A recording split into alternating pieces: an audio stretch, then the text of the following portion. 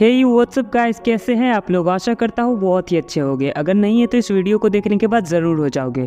तो चलिए story line की तरफ चलते हैं। पिछले एपिसोड में हमने देखा कि कैसे सेंचाओ की कमजोरी का फायदा उठा के कुनेई उस पर अटैक कर देता है। उसके बाद यून वोशी जो कि हुनाया किंगडम का लीडर है, वो सेंचाओ को अपने साथ लेके चला जाता है। और जब सेंचाओ को होश आता है तो उसकी याददाश्त जा चुकी थी। इसी बात का फायदा उठा के येन वोशी उससे कहता है कि मैं तुम्हारा मास्टर हूँ, और उसे एक मिशन पे भेज देता है जिसमें उसको युआन किंगडम जाके येन जियान की फैमिली और उसको मारना था। और सेंचाओ इस मिशन पे चला जाता है, लेकिन सेंचाओ येन जियान की फैमिली को देख के उसे नहीं मारता है। लेकिन येन वोशी वहाँ पहुँच जाता है और वो उसकी फैमिली को मारने ही वाला होता है। तभी सेंचाओ उनके बीच में आके उन्हें बचा लेता है। उसी के साथ सेंचाओ को उसकी मेमोरीज वापस याद आने लगती है, जिसे पता करने के लिए वो सेंडो माउंटेन की तरफ जाने लगता है। पर रास्ते में उसे एक घर दिखता है जहाँ वो रुक जाता है और उसे वहाँ एक दोस्त मिलता है जिसका नाम चेनगोंग होता है। अब आगे एपिसोड 3 की शुरुआत में चेनगोंग और सेंचाओ आपस में बात कर रहे होते हैं, जिसमें चेनगोंग सेंचाओ से कहता है कि तुम 3 दिनों से बेहोश पड़े हो, क्या तुम्हें ट्रीटमेंट की जरूरत है। और दूसरी तरफ हमें लिहू गैंग की यून फुई को दिखाया जाता है जो कि आज रात छुयुन टेम्पल में रुकने वाली थी। इधर चेनगोंग सेंचाओ से कहता है, क्या तुम्हें लगता है अगर मैं यून फुई से बात करूँ तो वो मुझे लिहू गैंग में शामिल करेंगी। जिसपे सेंचाओ से कहता है कि वो लोग बहुत ही ऊंचे लोग हैं, इसलिए तुम ये सपने देखना बंद कर दो। दूसरी तरफ हमें एक आदमी को दिखाया जाता है जिसका नाम मोरोंग क्वीन होता है, जो कि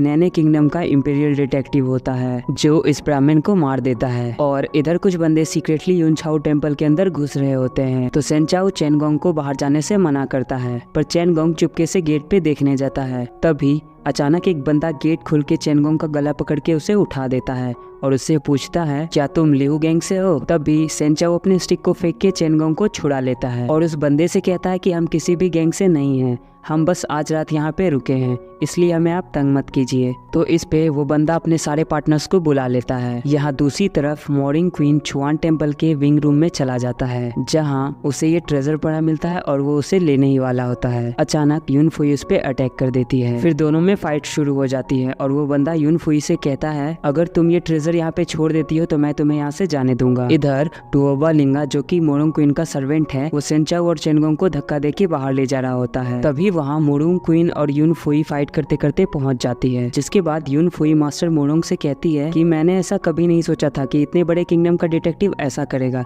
तुम्हें खुद पे शर्म आनी चाहिए। इधर टूबो मोरिंग को आके बताता है कि विंग रूम में कोई ट्रेजर नहीं है, जिसपे मोरोंग यून फुई से कहता है कि अगर अपने लोगों को जिंदा देखना चाहती हो तो ट्रेजर कहाँ है बता दो। तो इस पे यून फुई मोरोंग से कहती है कि ट्रेजर विंग रूम में ही है, तुम अपने आदमी भेज के अच्छे से चेक करवा लो, ऐसे भी अब मैं हार गई, मेरे पास कुछ भी नहीं बचा है। और ये बात सुन के टोबा लिहू गैंग के एक मेंबर के गले पर तलवार लगा देता है, जिसे देख यून फुई मोरोंग से कहती है कि मुझे जितना पता था मैंने बता दिया। तभी वहाँ एक लड़की की हंसने की आवाज आती है, पर वो दिखाई नहीं दे रही थी, जो मास्टर मोरोंग से कहती है कि मास्टर मोरोंग बात बहुत ही घुमा के कर रहे हैं, आप सीधे ये क्यों नहीं कहते कि आपको सोलोरिटी का हिस्सा चाहिए। तो इस पे मास्टर मोरोंग उसे बाहर आने को कहता है। तभी वो लड़की सबके सामने आ जाती है और इस लड़की का नाम बाईरोंग होता है और ये है वन सेक्ट की स्टूडेंट होती है। जिसके बाद मोरोंग लिहू गैंग से कहता है कि अगर वो उसे सोलोरिटी दे देते हैं तो वो उन लोगों को जाने देगा। मोरोंग के इतना कहते ही बाईरोंग उनके आदमी पे अटैक करना शुरू कर देती है। फिर दोनों में फाइट शुरू हो जाती है। उसके बाद वो यून को भी फाइट में शामिल कर लेते हैं और मोरोंग बाई के हाथ में शॉर्ट चुबा देता है और यून को भी नीचे गिरा देता है। तभी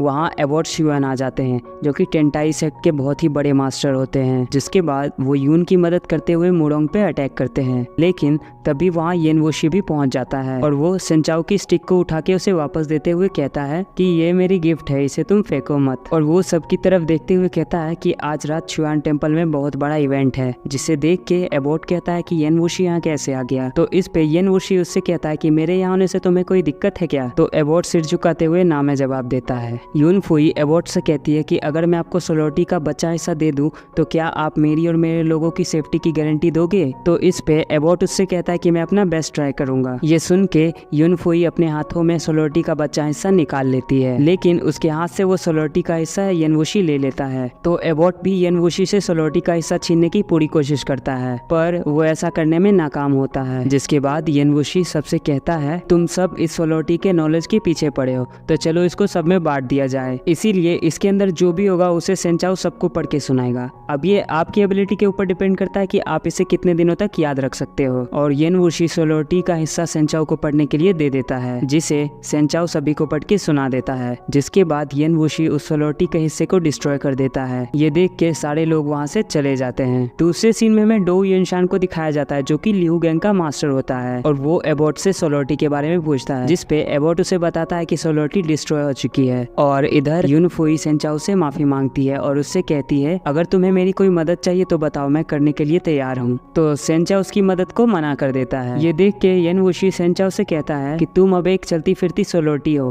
तुम जहाँ जाओगे तुम्हें सब टारगेट करेंगे, इसलिए भलाई इसी में होगी कि तुम मेरे साथ चलो। लेकिन सेंचाओ उसे मना कर देता है। वो कहता है कि मुझे माउंट जुआनडू जाना है। ये सुन के येन वुशी वहाँ से चला जाता है। और इसी के साथ ये एपिसोड यहीं पे खत्म होता है। मिलते हैं जल्दी ही नेक्स्ट एपिसोड में। अगर वीडियो पसंद आई हो तो वीडियो को लाइक करके चैनल को सब्सक्राइब जरूर कर लेना और अपने घर वालों का ख्याल रखना।